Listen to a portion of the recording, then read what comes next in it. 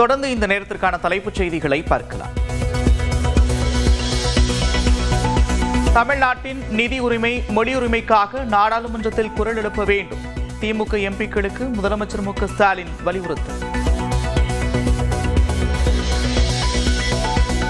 மயிலாடுதுறை மாவட்ட மீனவர்களுடன் கலந்துரையாடிய எதிர்க்கட்சித் தலைவர் எடப்பாடி பழனிசாமி, ஆட்சிக்கு வந்தால் மீன்பிடி தடைக்கால நிவாரணம் அதிகரிக்கப்படும் என்றும் வாக்குறுதி.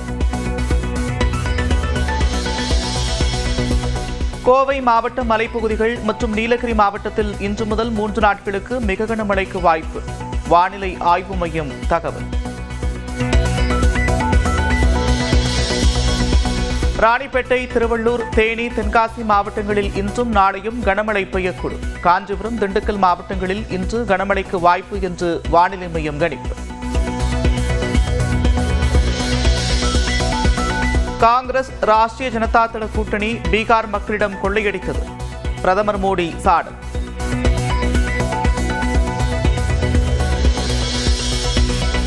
ராபர்ட் வதேரா மீதான நில மோசடி வழக்கில் குற்றப்பத்திரிகை பதியப்பட்டதற்கு ராகுல் காந்தி கண்டனம். 10 ஆண்டுகளாக வேட்டையாட துடிக்கிறது மத்திய அரசு என்றும் சாடல். காங்கிரஸை சேர்ந்த சத்தீஸ்கர் முன்னாள் முதலமைச்சர் பூபேஷ் பாகலின் மகன் கைது. மதுபான கொள்கை முறைகேடு வழக்கில் அமலாக்கத்துறை நடவடிக்கை. பிரதமர் மோடி பாஜகவின் முகமாக இல்லாவிட்டால் 150 இடங்களில் கூட வெல்ல முடியாது. பாஜக எம்பி நிஷிகாந்த் துபே கருத்து.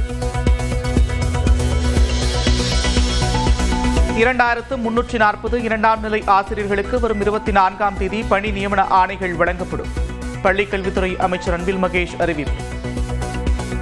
2011 அப்புறமேட்டு செகண்டரி கிரேட் டீச்சர்ஸ் நிரப்பக்கூடிய ஒரு நல்ல ஒரு நாளாக நம்மளோட பள்ளிக்கல்வித்துறையில் ஒரு படி பெருமைக்குரிய ஒரு நாளாக அந்த நாள் அமையும். கிட்டத்தட்ட 2340 டீச்சர்ஸ் அன்றைக்கி நாங்கள் அப்பாயின்ட் பண்ண போகிறோம். காமராசர் விவகாரத்திற்கு முற்றுப்புள்ளி வைக்கப்பட்டதாக முதலமைச்சர் ஸ்டாலினை சந்தித்த பிறகு செல்வ பெருந்தகை விளக்கம். ஆடு நனைகிறதே என்று பாஜக கவலைப்பட வேண்டாம் என்றும் பேட்டி. ஆடு நனையுதுன்ட்டு ஓனாய் அழுவுமா, அது மாதிரி எங்களை பத்தி எவ்வளவு பெரிய கவலை இருக்கு. அதிமுகவுடன் பேச்சுவார்த்தை நடக்கவில்லை என்று தாவேக தலைமை தரப்பில் தகவல். பாஜகவுடன் கூட்டணி வைக்கும் கட்சியுடன் கூட்டணி இல்லை என்றும் விளக்கம். திருவள்ளூரில் 8 வயது சிறுமி பாலியல் வன்கொடுமைக்கு ஆளாக்கப்பட்டு 7 நாட்களாகியும் பிடிபடாத குற்றவாளி. ஆரப்பாக்கம் காவல் நிலையத்தை முற்றுகையிட்ட சிறுமியின் உறவினர்கள்.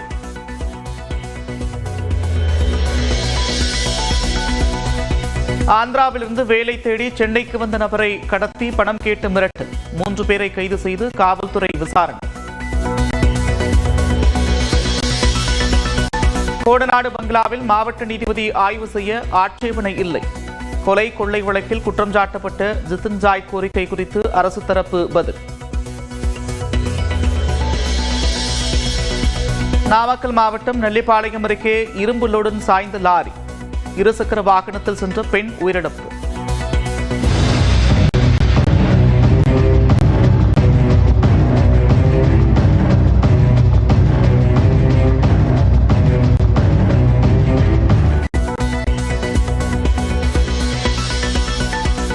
கட்டுக்கட்டாக பணம் சிக்கிய விவகாரத்தில் நீதிபதி யஷ்வந்த் வர்மா பதவி நீக்கம் செய்யப்பட வாய்ப்பு. சட்ட நடவடிக்கைக்கு எதிராக உச்சநீதிமன்றத்தில் வழக்கு தொடர்ந்தார் நீதிபதி. 2023-2024 ஆண்டில் இந்திய கிரிக்கெட் வாரியத்திற்கு 9,741 கோடி ரூபாய் வருவாய். ஐபிஎல் மூலம் மட்டும் 5,700 கோடி ரூபாய் கோவை மாவட்ட மலைப்பகுதிகள் மற்றும் நீலகிரி மாவட்டத்தில் இன்று முதல் 3 நாட்களுக்கு மிக கனமழை பெய்ய வாய்ப்பிருப்பதாக வானிலை ஆய்வு மையம் தெரிவித்துள்ளது. தெற்கு ஆந்திரா மற்றும் அதனை ஒட்டியுள்ள பகுதிகளில் வளிமண்டல மேலடுக்கு சுழற்சி நிலவுவதாக வானிலை மையம் குறிப்பிட்டுள்ளது.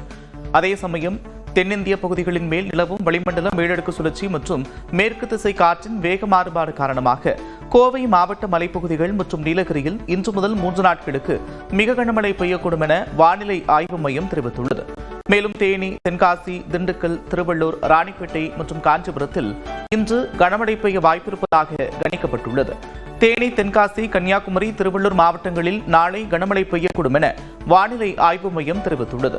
ராணிப்பேட்டை, வேலூர், திருவண்ணாமலை மற்றும் நெல்லை மாவட்டத்தின் மலைப்பகுதிகளில் நாளை கனமழை பெய்ய வாய்ப்பிருப்பதாக கணிக்கப்பட்டுள்ளது. சென்னையை பொறுத்தவரை இன்றும் நாளையும் மிதமான மழை பெய்யக்கூடும் என்று வானிலை ஆய்வு மையம் தெரிவித்துள்ளது.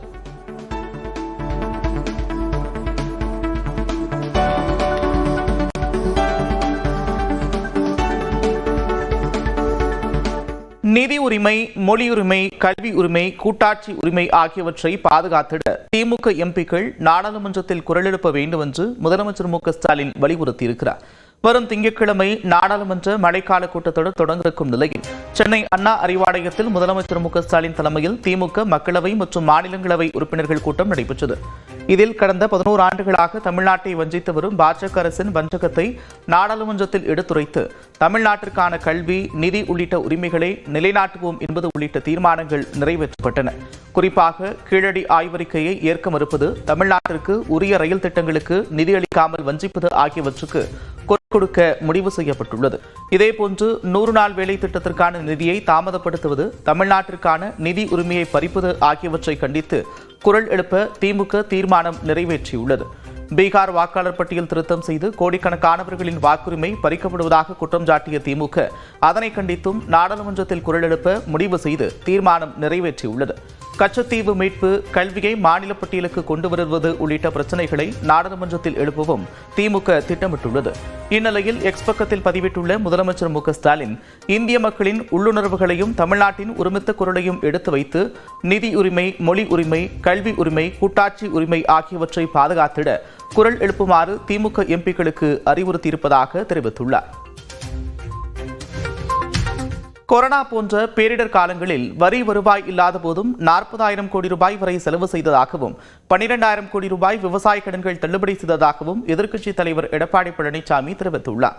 மயிலாடுதுறை மாவட்டம் சீர்காழியில் சுற்றுப்பயணம் மேற்கொண்ட அதிமுக பொதுச் செயலாளர் எடப்பாடி பழனிசாமி வைத்தீஸ்வரன் கோவிலில் விவசாய சங்கங்கள், அனைத்து வர்த்தக சங்கங்கள் உள்ளிட்ட அமைப்புகளுடன் கலந்துரையாடினார். அவர்களின் கோரிக்கைகளையும் கேட்டறிந்தார். அப்போது பேசிய அவர், இன்று வரை விவசாயம் செய்து வருவதால் விவசாயிகளின் சிரமங்கள் அறிந்து 24 மணி நேரமும் மின்சாரம் தட்டுப்பாடுமின்றி உரிய விநியோகம் கொண்டு வந்ததாக கூறியிருக்கிறார். மேலும் டெல்டா மாவட்டத்தில் மீத்தேன், ஈத்தேன் எடுக்கும் புரிந்துணர்வு ஒப்பந்தத்தில் தற்போதைய முதலமைச்சர் கையெழுத்திட்ட நிலையில் தான் பாதுகாக்கப்பட்ட வேளாண் மண்டலமாக டெல்டா மாவட்டங்களை அறிவித்ததாக கூறியிருக்கிறார். கொரோனா பேரிடரின் போது அரசுக்கு துளியும் வருமானம் இல்லாத நேரத்திலும் 40,000 கோடி ரூபாய் மக்கள் நலப்பணிகளுக்காக செலவு செய்ததாக தெரிவித்துள்ளார். திமுக அரசு கடந்த 5 ஆண்டுகளில் 5,38,000 கோடி ரூபாய் கடன் வாங்கியும் இதுவரை எந்த திட்டத்தையும் செயல்படுத்தவில்லை என்றும் எடப்பாடி பழனிசாமி தெரிவித்திருக்கிறார்.